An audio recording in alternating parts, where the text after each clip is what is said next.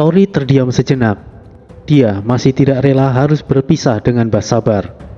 Tori menoleh ke arah Jaka. Jaka dengan erat memegang kerisnya dan menatapnya seakan dia siap ingin ikut terjun ke dalam pertempuran. Tori halau segala keraguannya dan menepis rasa takutnya, lalu memutuskan untuk menyusul Mbah Sabar. "Jaka, aku akan ikut Mbah Sabar. Bagaimana denganmu?" ucap Tori. "Tunggu apa lagi? Ayo kita pergi, Tori." "Mbah Gun, apakah Anda tidak mencoba untuk mencegah kami?" Mbah Gun hanya tersenyum mendengar perkataan Tori. Hehehe, pilihan ada di tangan kalian sendiri. Melihat cucu-cucuku bersemangat membuatku senang. Hehehe, balas Mbah Gun sambil mengelus jenggotnya. "Aku juga akan ikut, apapun keputusanmu suamiku." Sambil menggenggam tangan Tori, Sinta mengucapkan, Sebetulnya aku tidak ingin terlibat terlalu jauh. Tetapi kondisi seperti sekarang ini juga karena aku. Aku juga akan menemani Anda, Tuan Tori," balas Sabrani. semuanya boleh-boleh saja kalian ingin bergabung dengan Pak Sabar. Tapi lebih baik kita amati saja dulu, cari waktu yang tepat untuk bertindak. Mbah Gun mengingatkan. "Kami mengerti, Mbah Gun." Entah keputusan mereka ini benar atau malah sebaliknya. Mereka mengikuti arahan Mbah Gun. Mereka menuju medan perang di mana Mbah Sabar, Noyo Genggong, dan pengikutnya berada. Sebelumnya, Tori dan Jaka sudah gemetaran hanya melihatnya. Mereka tidak bisa membohongi diri mereka bahwa mereka ketakutan. Dan sekarang, mereka nekat ingin terjun langsung ke medan perang. Langit memerah, bercampur awan hitam bergerak saling berlawanan. Mereka sudah berada di tempat pertempuran, dikelilingi pembatas yang menjulang tinggi di sebelah kiri dan kanan mereka dengan jarak ribuan meter. Dari kejauhan, nampak kedua pasukan berhadapan. Mereka masih belum memulai pertempuran yang memungkinkan masih dalam percakapan negosiasi atau semacamnya. Tanah hitam dengan terlihat garis merah seperti akar tersebar di segala arah bercampur debu putih lembut yang berterbangan. Seakan seperti kabut tipis melayang di area pertempuran. Mbah Gun berubah menjadi sosok serigala emas. Jaka duduk di atasnya. Sabrani melebarkan sayapnya. Tori dan Sinta duduk di punggung Sabrani. Sira dan Sire berada di sisi mereka. Cukup, amati saja dulu dari sini. Tidak perlu ikut campur pertempuran mereka secara langsung, kata Mbah Gun.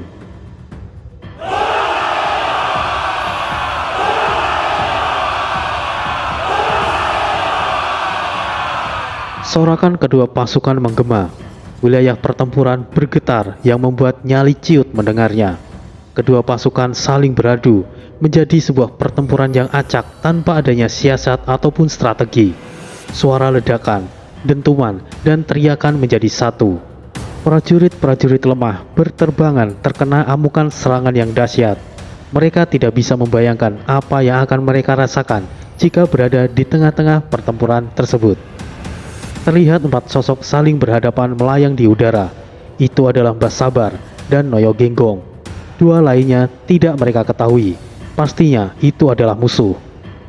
Dia yang memiliki tubuh besar adalah Balakosa, dan satunya... Oh, kenapa Gandra ada di sini? Jaka, kau tunggu di sini, aku akan ke sana, pinta Mbah Gun. Aku ikut, Mbah. Baiklah, jangan pergi dari sisi Mbah Jaka. Mbah Gun terbang menghampiri Mbah Sabar. Mbah Gun menyadari ada kecurangan dalam pertempuran ini. Mau tidak mau, Mbah Gun juga ikut membantu Mbah Sabar. Tori tetap berada di tempat. Mbah Gun dan Jaka sudah cukup membantu Mbah Sabar. Semakin lama, pertempuran semakin meluas dan hampir sampai di tempat mereka. Sira, Sire, lindungi kami, perintah Sinta. Sirah segera mengambil posisi.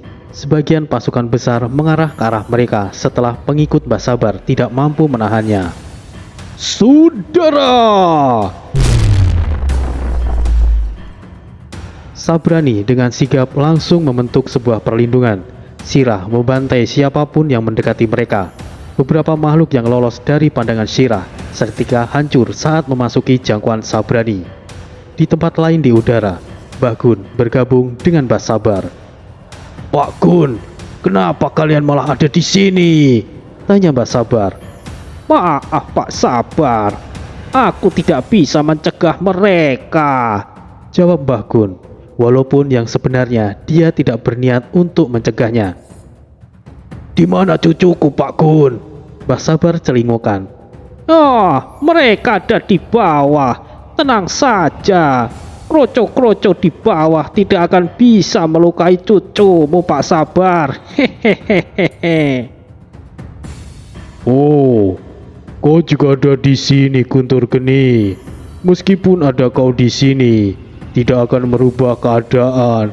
Benar kan, Gandra?" ucap Balakosa dengan suara beratnya. Gandra hanya diam dan terlihat misterius. Balakosa adalah salah satu pimpinan wilayah musuh, kerap sekali menyinggung wilayah Mbah Sabar. Balakosa tidak pernah menyerah untuk merebut wilayah Mbah Sabar, meskipun sudah berulang kali dia gagal. Dari segi kemampuan, Balakosa bisa dianggap imbang dengan Mbah Sabar. Tetapi, adanya Noyo Genggong, Balakosa selalu gagal menaklukkan wilayah Mbah Sabar. Gandra juga salah satu pimpinan wilayah, yang mana Gandra juga masih sekutu Balakosa. Gandra memiliki pawakan biasa saja, tidak sebesar Balakosa. Untuk kemampuannya sendiri, pasti tidak bisa dianggap remeh. "Balakosa, kapan kau akan menyerah untuk merebut wilayahku?" ucap Mbah Sabar. Kali ini tidak akan aku biarkan kau kabur, Balakosa!" ancam Noyo Genggong. "Oh, apa benar begitu?" Dengan percaya diri, Balakosa berucap. Setelah selesai berkata, ada dua makhluk yang menghampiri Balakosa. Dua makhluk ini juga pimpinan wilayah yang masih sekutu dengan Balakosa. "Keparat kau, Balakosa! Sampai segitunyakah ketidakmampuanmu hingga mereka bertiga ikut campur?" ucap Mbah Sabar. "Terserah apa yang kau ucapkan, Sabar. Hari ini kalian pasti akan musnah dan wilayah ini akan jadi milikku." jawab Balakosa yang tidak tahu malu. "Ingat janjimu, Balakosa," ucap Kanam, salah satu pimpinan wilayah. "Kalian bertiga pasti akan mendapatkan keuntungan dari ini.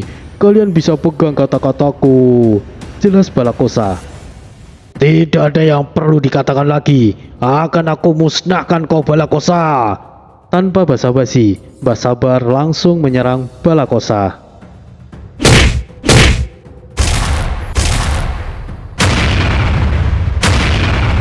Pertarungan tangan kosong antara Mbah Sabar dan Balakosa berlangsung. Benturan serangan mereka terdengar hingga menimbulkan gelombang angin. "Hahaha, siapa yang akan jadi lawanku? Kau saja, majulah!" Noyo Genggong tidak mau ketinggalan dan langsung menyerang Gandra. Pertarungan makhluk kuat terjadi di atas langit. Gemuruh pertarungan mereka membuat siapapun gentar bagi yang melihatnya. Aku akan bermain dengan serigala tua ini. Ucap Kamiya mendekati Mbah Gun. Nah, waspadalah. Mengerti, Mbah? Suara keris Jaka yang keluar dari sarungnya. Wah, lumayan bagus juga senjatamu, adik kecil. Tidak perlu melawan. Serahkan saja senjatamu itu. Tuanku pasti akan suka. Aku pasti akan memperlakukanmu dengan lembut, bujuk Kamiya. Tuan Kamiya yang dimaksud pastilah raja dari 7 penguasa. Jika benar raja mereka menyukai benda yang misterius, kemungkinan tombak naga emas juga berada pada dia. Kamiya menyadari bahwa Mbah Gun adalah yang terlemah di antara pimpinan yang hadir di sana. Ditambah, Mbah Gun tidak lagi didampingi oleh Mak Hitam. Mbah Gun memang bukan tipe penyerang. Beliau adalah praktisi pertahanan ilmu pelindungan Jaka juga diajarkan oleh Mbah Gun. Akan tetapi, Kamiya meremehkan Jaka. Adanya Jaka di sisi Mbah Gun, mereka menjadi sulit untuk dikalahkan. Serangan pusaka Jaka sangat mematikan. Tidak pernah ada yang berani menerima serangan langsung dari cemeti Jaka. Kanam hanya terdiam. Sekelebat Kanam melihat ke bawah bahwa pasukannya telah diobrak-abrik oleh Shira dan Sabrani. Siapa mereka? Beraninya menghancurkan pasukanku. Kanam langsung turun menuju ke arah Tori. Cucuku dalam bahaya. Sedetik Mbah Sabar teralihkan saat Kanam menghampiri Tori.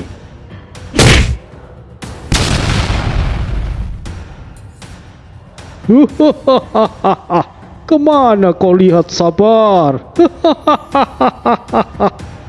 Balakosa tertawa puas. Tidak melewatkan kesempatan, Balakosa menyerang telak Mbah Sabar hingga terjatuh ke bawah. Pak Sabar! Teriak Mbah Gun. Tapi Mbah Gun tidak bisa menolong Mbah Sabar karena sedang berhadapan dengan Kamiya. Ceroboh sekali kau Sabar. Cucumu akan baik-baik saja. Tidakkah kau menyadari pengawal mereka? Ucap Noyo Genggong. Yang dimaksud Noyo Genggong pastilah adalah Shira. Selama Shira masih memakai jubah merahnya, Shira bahkan tidak mengeluarkan 50% dari kemampuan aslinya. Mungkin hanya Noyo Genggong saja yang menyadarinya. Sebab Noyo Genggong ahli dalam mendeteksi kemampuan asli seseorang. Jika Noyo Genggong berkata waspada, itu akan langsung didengarkan oleh Mbah Sabar. Sayangnya, Noyo Genggong tidak memberitahukan tentang kemampuan Shira, karena Noyo Genggong berpikir itu tidaklah penting, sebab Shira bukanlah musuh. Kanam sangat percaya diri, dia merasa dirinya sangat kuat. Istilah di atas langit masih ada langit juga berlaku di gerbang neraka. Yang pastinya ada yang lebih kuat darinya selain 7 penguasa. Kanam tidak tahu siapa yang akan dia singgung kali ini. Kanam langsung menuju ke arah Tori, tetapi dia berbalik arah dan mengincar Shira dan Shire. Kanam menghantam Shira, namun berhasil mereka hindari. Shire langsung melayangkan serangan balasan.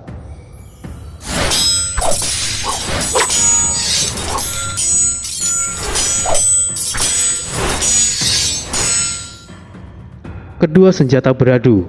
Kanam mampu mengimbangi kecepatan Shire. Bahkan Kanam hanya menggunakan satu tangan untuk menangkis semua serangan Shire. Majulah kalian berdua. Kanam berkata dengan sombongnya. Shira tidak akan mudah terpancing. Shira lebih memfokuskan untuk melindungi Tori dan Shinta daripada meladeni Kanam. Shire sudah cukup untuk menahan Kanam, pikirnya. Meskipun Shire jauh lebih kuat dari Shiri dan Suru, Kanam bukan makhluk yang bisa dianggap enteng.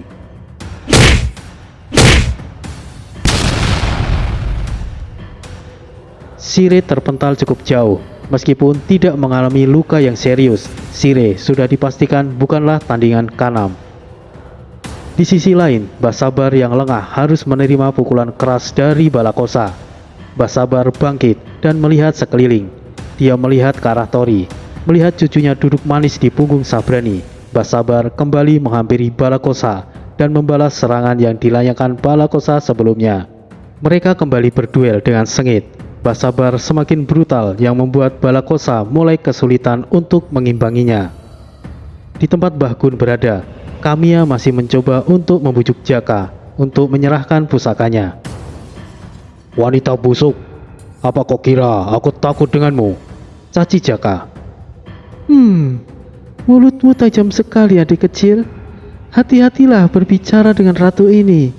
Kamiya mulai terpancing emosi. Wah, kau memang busuk tahu. Dari jarak segini saja, aroma busukmu hampir membuat hidungku mati rasa. Kau semakin kurang ngajar. Akan aku cincang ribuan keping manusia keparat. Kamiya sudah tersulut emosi dan langsung menyerang. Akan tetapi, memang benar yang dikatakan Jaka.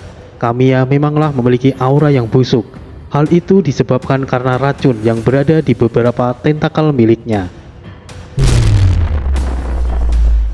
Kamiya menabrak dinding yang tidak terlihat saat dia kebingungan apa yang menghalanginya. Dalam sekejap, cemeti api mengarah di depan Kamiya.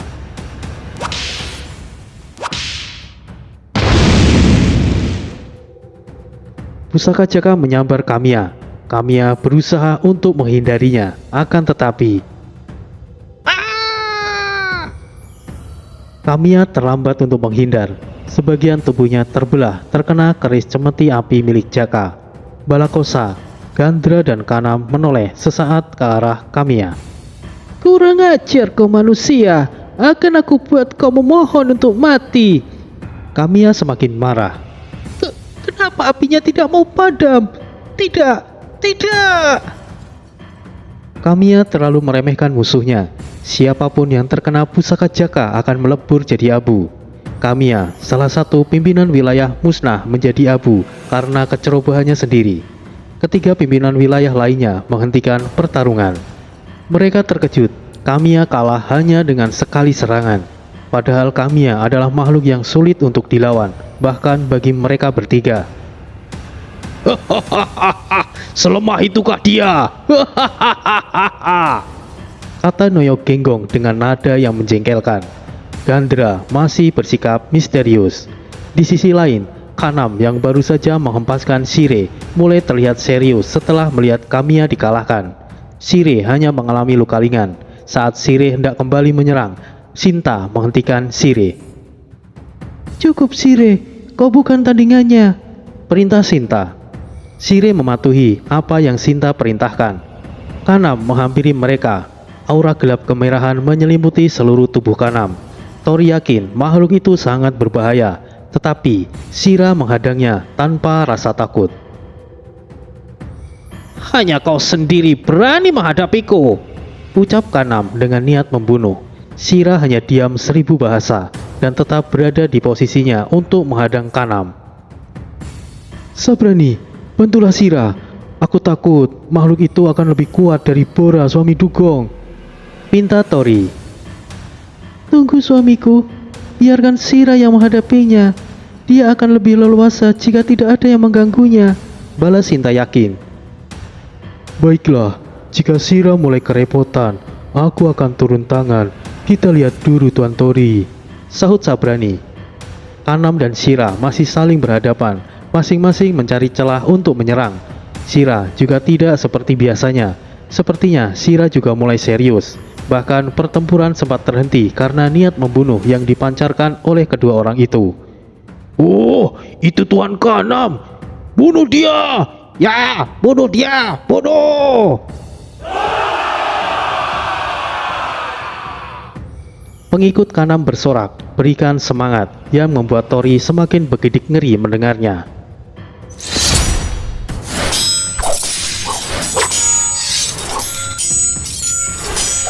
Shira menghilang dan langsung menyerang Kanam. Dengan mudahnya, Kanam menangkis semua serangan Shira. Kecepatan Shira memang luar biasa, tetapi Kanam masih mampu menghindari semua serangannya. Bahkan, Kanam tidak beranjak dari tempatnya berdiri. Kanam menangkap kaki Shira dan kemudian melemparnya. Luar biasa, dengan kecepatan Shira yang seperti itu, bahkan aku sendiri akan kesulitan untuk menyerang balik. Tapi makhluk itu dengan mudahnya menangkap Shira, ucap Sabrani terkejut. Masih terlalu dini membuat Sabrani terkejut. Shira berulang kali menyerang Kanam, tidak pernah sekalipun mendapatkan celah untuk mengenai Kanam.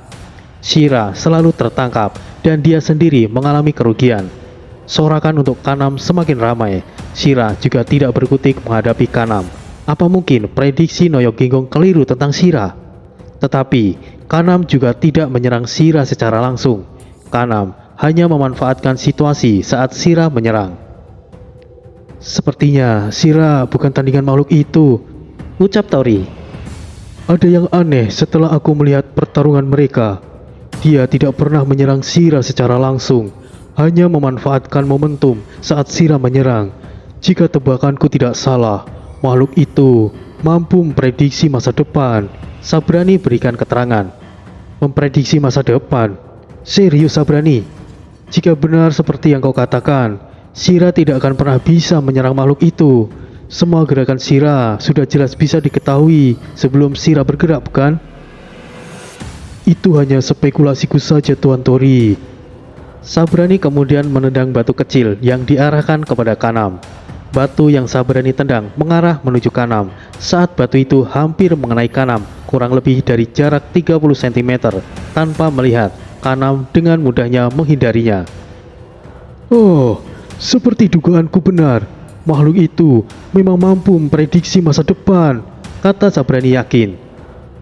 Sepertinya ini akan sulit untuk Sira, kata Sinta mulai cemas. Sira mulai menghentikan serangannya. Jubahnya mulai terkoyak sedikit demi sedikit. Sepertinya Sira juga menyadari jika lawannya memiliki kemampuan untuk memprediksi masa depan. Kenapa? Hanya segitukah kemampuanmu? Ucap Kanam dengan sombongnya. Sorakan semakin menggila dari pengikut Kanam. Seluruh wilayah bergetar karenanya. Lalu, tiba-tiba,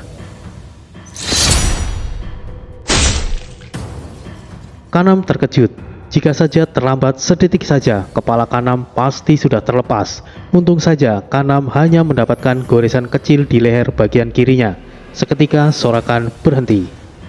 Suasana menjadi hening. Sira memang cepat, tapi kali ini kecepatannya tidak bisa dibayangkan. Bahkan kemampuan melihat masa depan Kanam hampir saja tidak bisa diprediksi karena gerakan Sira yang begitu cepat. Sekali lagi, kesalahan yang sama diulangi oleh Kanam. Dia meremehkan musuhnya. Apa yang terjadi dengan Kamiya tidak menjadi pelajaran buatnya. Kanam harus menerima konsekuensi berat karena menyinggung seseorang yang seharusnya tidak dia singgung. Apa ini? Ucap Kanam sambil memegangi lehernya. Kanam mengira dia hanya tergores sedikit, tapi faktanya Kanam mengalami luka yang cukup serius di bagian lehernya. Tuan Kanam, bagaimana itu mungkin, Tuan Kanam? Tidak mungkin. Itu tidak mungkin. Pasukan Kanam mulai panik dan khawatir. Mereka sampai gemetar ketakutan jika hal buruk terjadi dengan Kanam. Apa yang kalian takutkan? Aku belum mati. Dan kenapa kalian berhenti? Lanjutkan, bantai semuanya, perintah Kanam. Kanam mulai mundur dan takut. Kemampuan melihat masa depan Kanam mungkin menunjukkan bahwa dia akan binasa jika terus berhadapan dengan Sira. Untuk Tuan Kanam, bunuh dia! bunuh! Ribuan pasukan Kanam menyerang. Kanam bersembunyi di kerumunan prajuritnya. Shire kembali beraksi untuk membantu Sira mengurus prajurit Kanam. Sabrani juga tidak tinggal diam. Nia Tingsun ajiku, Liu sabar! Tori dan Sinta juga tidak diam begitu saja. Beberapa makhluk Tori kendalikan untuk menyerang musuh. Sinta dengan anggun menyerang seperti menari di tengah prajurit musuh. Beberapa prajurit musuh yang Tori kendalikan mati. Lalu Tori kendalikan prajurit lainnya hingga Tori mulai kelelahan. Bagi Sira dan Shire, prajurit Kanam bukanlah apa-apa. Dengan mudahnya, Sira dan Shire membantai lebih banyak pasukan Kanam. Hampir ribuan pasukan musnah di tangan mereka. Kanam mulai terlihat. Dia dilindungi oleh beberapa prajurit yang mencoba untuk menghalangi Shira. Tidak ada lagi prajurit yang melindungi Kanam. Tunggu, aku menyerah. Tanpa ampun, Shira langsung mengeksekusi Kanam tanpa berikan kesempatan untuk bicara. Kanam, salah satu pimpinan wilayah, gugur di tangan Shira.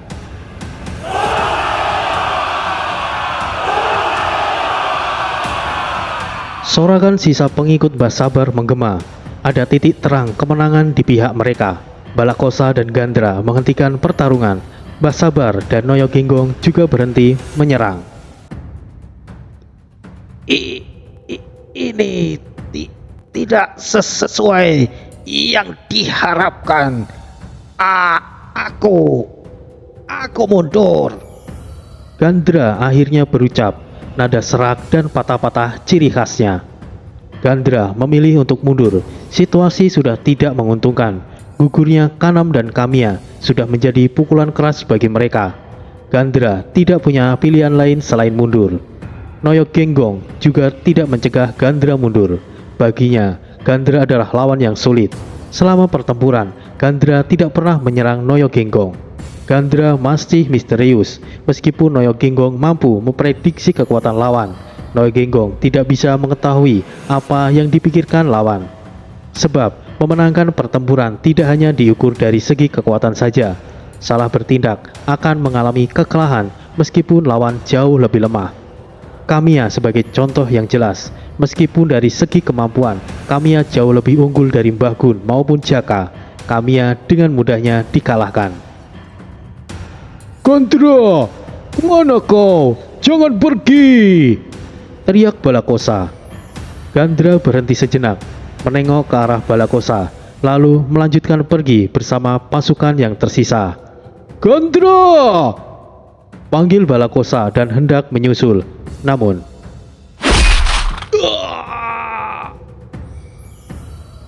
tubuh besar Balakosa tertembus tangan yang tajam dari belakang, tepat mengenai dada Balakosa. Hahaha, sudah aku katakan tadi, kau tidak akan aku biarkan kabur lagi. Dari belakang, tangan Noyo Genggong menembus dada Balakosa.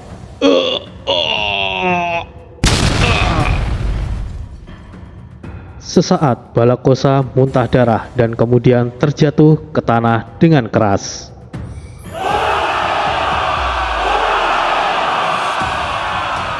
Kita menang. Sejak kapan kita kalah? Bodoh, ini kemenangan besar tahu. Pengikut Mbah Sabar mulai bersorak. Kemenangan sudah jelas. Sisa pasukan Balakosa kocar-kacir. Dengan moral yang tinggi, pengikut Mbah Sabar mulai membantai sisa pasukan Balakosa yang berusaha kabur. Mbah Sabar, Mbah Gun, dan Noyo Genggong menghampiri Balakosa yang tengah sekarat. Sabar, jangan kau kira mengalahkanku semuanya akan berakhir. Di tempat ini tidak pernah ada kata akhir. Kata terakhir Balakosa. Balakosa, salah satu pimpinan wilayah, akhirnya gugur di medan pertempuran. Ini menjadi kemenangan besar bagi Mbah Sabar dan pengikutnya. Dengan begini, Tuan Abimanyu bisa mengampuni kesalahanmu, Pak Sabar, ucap Mbah Gun yang berubah menjadi kewujud manusia. Mudah-mudahan saja, Pak Gun. Tapi aku tidak berharap banyak, jawab Mbah Sabar. Hehehe, sekarang 3 wilayah musuh tidak ada pimpinannya. Jika Pak Sabar mendapatkan ketiga wilayah tersebut, Tuan Abimanyu pasti akan bersimpati kepadamu, Pak Sabar. Ditambah, saat ini moral pengikutmu sedang di atas angin. Tidak ada waktu yang jauh lebih baik daripada saat ini untuk merebut ketiga wilayah mereka, bukan? Jelas Mbah Sabar. Kau ada benarnya, Pak Gun. Semuanya, dengarkan aku. Yang masih mampu berjalan, ikut aku untuk merebut wilayah mereka sekarang juga. Perintah Mbah Sabar. Moral mereka semakin tinggi. Bahkan yang terluka sekalipun memaksakan diri untuk tetap ikut. Ini akan menjadi pertama kalinya bagi mereka berkontribusi besar dalam merebut wilayah musuh. Jika begitu, aku akan berikan laporan kepada Tuan Abimanyu. Jaka, sudah saatnya untuk kembali. Tidak perlu melanjutkan misi kalian, ucap Mbah Gun. Baik, Mbah Gun, jawab Jaka. Pak Gun, terima kasih sudah membantu. Jika tidak ada Pak Gun, situasinya mungkin akan berbeda saat ini. Dan kau nak Jaka, kau bertarung dengan hebat, ucap Mbah Sabar memuji Jaka. Tidak perlu begitu, Pak Sabar. Kita bukanlah orang lain. Hehehe. Sambil mengelus jenggot putihnya, Mbah Gun membalas. Terima kasih pujiannya yang sabar, jawab Jaka bangga. Tidak lama kemudian mereka menghampiri Mbah Sabar. Mbah, apakah kamu baik-baik saja? Tori mengkhawatirkan Mbah Sabar. Tidak ada yang perlu dikhawatirkan, nak, jawab Mbah Sabar tersenyum. Nak Tori, ikutlah denganku. Aku akan antar kalian pulang, ucap Mbah Gun. Tapi Pak Gun, antarkan saja Nak Jaka pergi duluan. Nanti akan aku antar sendiri cucuku, pinta Mbah Sabar. Oh, baiklah jika begitu. Jaka, ayo kita pergi. Tori, aku duluan. Hati-hati kalian, ucap Jaka kemudian pergi. Nak, mau ikut bermain sebentar bersama Mbah, ucap Mbah Sabar. Apa itu Mbah? Ikut Mbah mengambil alih 3 wilayah mereka. Mungkin nanti Mbah butuh bantuan pengawalmu itu. Mbah Sabar melirik Sirah dan Sire. Aku tidak keberatan menemanimu, suamiku. Aku juga bersedia menemani Anda, Tuan Tori. Akhirnya sudah diputuskan, Tori akan pergi mengikuti Mbah Sabar untuk menundukkan ketiga wilayah musuh yang tidak memiliki pemimpin. Mbah Sabar sengaja mengajak Tori karena beliau yakin tidak ada yang bisa mengancamnya saat itu. Tapi situasi yang rumit bisa saja menimpa mereka. Mbah Sabar sudah terlena mendapatkan kemenangan besar pada hari itu dan tidak memperhitungkan bahwa situasi sedang berada di gerbang neraka. Kapanpun mereka bisa mengalami bahaya.